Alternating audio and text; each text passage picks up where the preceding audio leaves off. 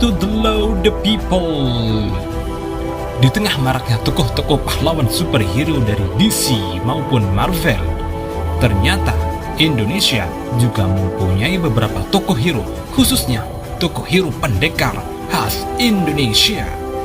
Ya, meskipun sedikit klasik, tetapi dalam hal kekuatan sudah pasti gak kalah sama hero-hero DC maupun Marvel.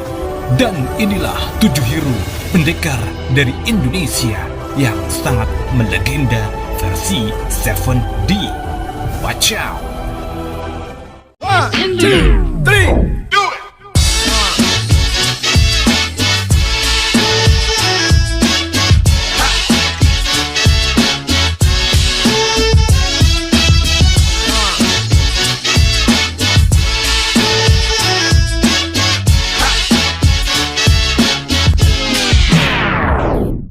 Panji Tengkorak.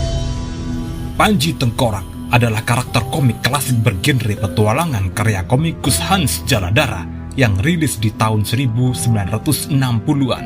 Diceritakan seorang pesilat muda yang bernama Panji, kebanggaan gurunya yang bernama Nagamas, mengalami kisah hidup yang sangat tragis.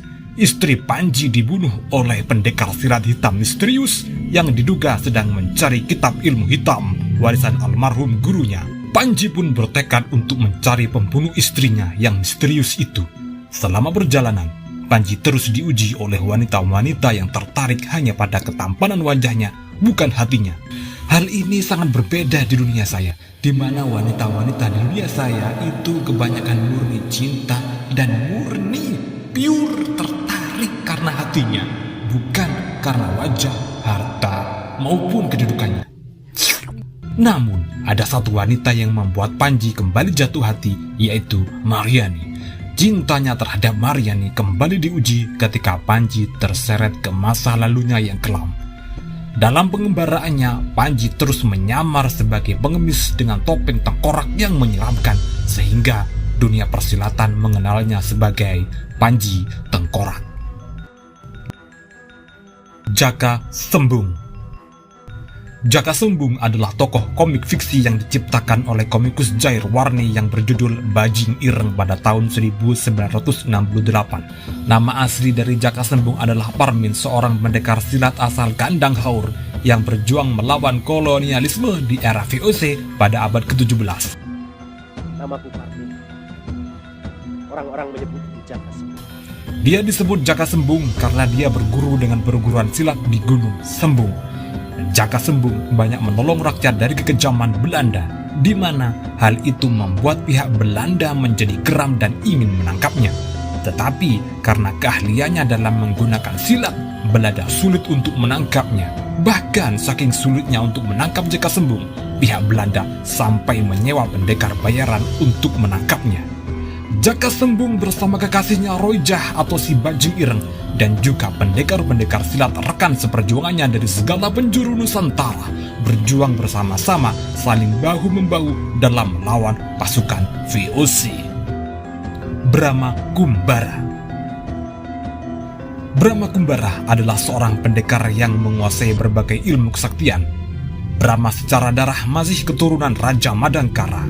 Brahma mempunyai guru yang juga adalah kakeknya yang bernama Astagina yang dulunya pernah menjadi Raja Madangkara. Dan dari kakak Astagina inilah Brahma memperoleh banyak ilmu kesaktian tingkat tinggi seperti Ajian Bayu Bajra, Tapak Sakti, Ajian Gelang-Gelang, Diki Ibeng, Malih Rupa, dan ilmu pamungkas yang bernama Serat Jiwa. Brahma digambarkan sebagai seorang kesatria Madangkara yang jujur, welas asih, tampan, karismatik, gagah, dan berani dengan tunggangannya seekor burung Raja Wali. Brahma adalah seorang tokoh yang dikesankan sebagai lambang pahlawan yang menjunjung tinggi sifat-sifat kesatria. Ia seorang pendekar yang pilih tanding, sampai-sampai bahkan dalam pertarungan tersengit sekalipun, Brahma tidak pernah menggunakan senjata apapun.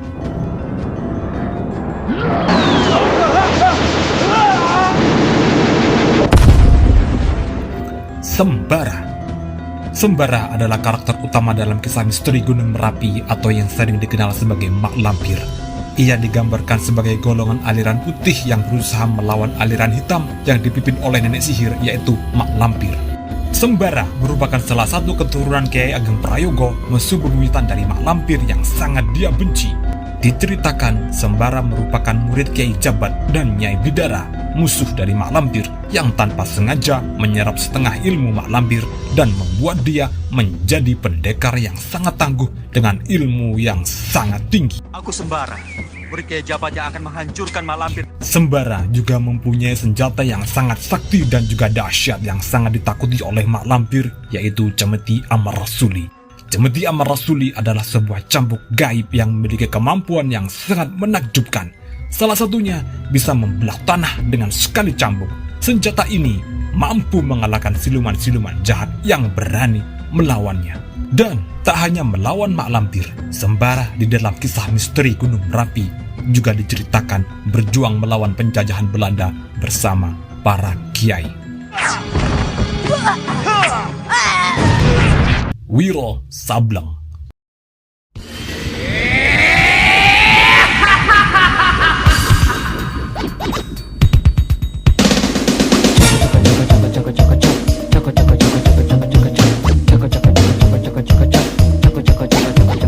Wiro Sableng atau Pendekar Kapak Naga Geni 212 adalah tokoh fiksi dari serial novel yang ditulis oleh Bastian Tito.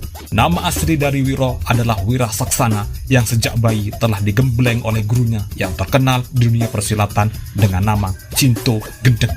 Nenek Sinto Gendeng menurunkan sebuah ilmu kanuragan yang membuat di dada Wiro muncul simbol 212.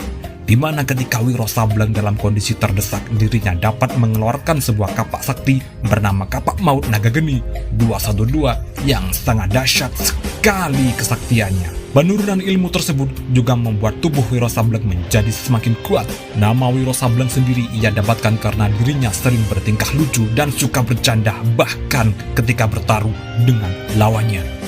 Seiring dengan perjalanannya, Wiro bertemu dengan guru-guru silat tangguh yang membuatnya terus belajar dan menjadikan dia semakin sakti. Wiro Sableng terus berpetualang ke berbagai penjuru Nusantara, bahkan hingga Cina dan Jepang. Si Buta dari Gua Hantu. Si Buta dari Gua Hantu adalah karakter utama dalam serial cerita silat yang diciptakan oleh komikus Genos TH dari Indonesia pada tahun 1960-an. Badra Mandrawata adalah nama asli dari pendekar Si Buta dari Gua Hantu, seorang pendekar silat dari perguruan pencak silat Elang Putih yang hidupnya hancur karena tunangannya Marni Dewianti, ayahnya beserta orang-orang terdekatnya tewas di tangan seorang pendekar kejam misterius namun buta yang dijuluki Si Mata Malaikat. Barda bertekad akan membalas dendam pada Si Mata Malaikat. Dia berlatih dengan sangat keras meskipun pada akhirnya harus dibayar dengan kehilangan indera penglihatannya. Kemudian ia secara tak sengaja menemukan sebuah gua angker tersembunyi dan berhasil mempelajari ilmu ajian langka dalam gua tersebut.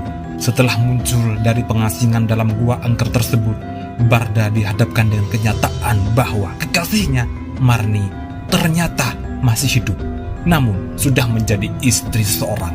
Merasa sangat sedih dan marah pada kenyataan, Barda yang buta kemudian mengasingkan dirinya dan berkelana.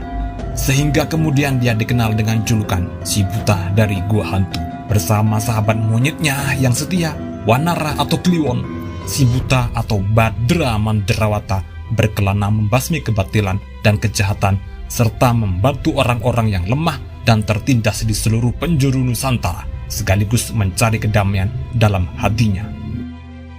Kamandanu. Arya Kamandanu adalah tokoh utama dalam kisah fiktif legendaris yang berjudul Tutur Tinular.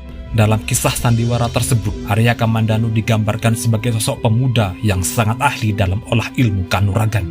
Pendekar pilih tanding berjiwa kesatria yang dapat menaklukkan musuh-musuhnya, pantang mundur demi membela kebenaran. Arya Kamandanu sendiri dapat menguasai olah ilmu kanuragan karena mendapat bimbingan dari gurunya yang bernama Empu Ranubaya. Arya Kamandanu digembleng ilmu kanuragan oleh gurunya di dalam suatu goa yang terletak di pinggiran bukit desa Kurawan. Sampai pada akhirnya, Kamandanu berhasil menguasai aji Saipi Angin, ilmu kanuragan yang bisa meringankan tubuhnya agar bisa bergerak sangat cepat, bahkan terbang. Tak hanya itu, Kamandanu juga berhasil menguasai jurus yang sangat dahsyat, yaitu pukulan naga puspa.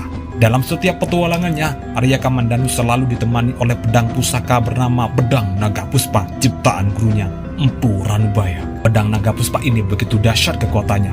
Ketika pedang ini sudah keluar dari warangkanya, pemegang pedang tersebut tenaganya akan tersedot oleh energi gaib yang hadir dalam pedang Naga Puspa ini, sampai dapat menyebabkan kematian. Dan hanya Kamandanu dengan kekuatan gaib ular naga puspa yang mengalir di dalam tubuhnya yang bisa menaklukkan keganasan pedang naga puspa.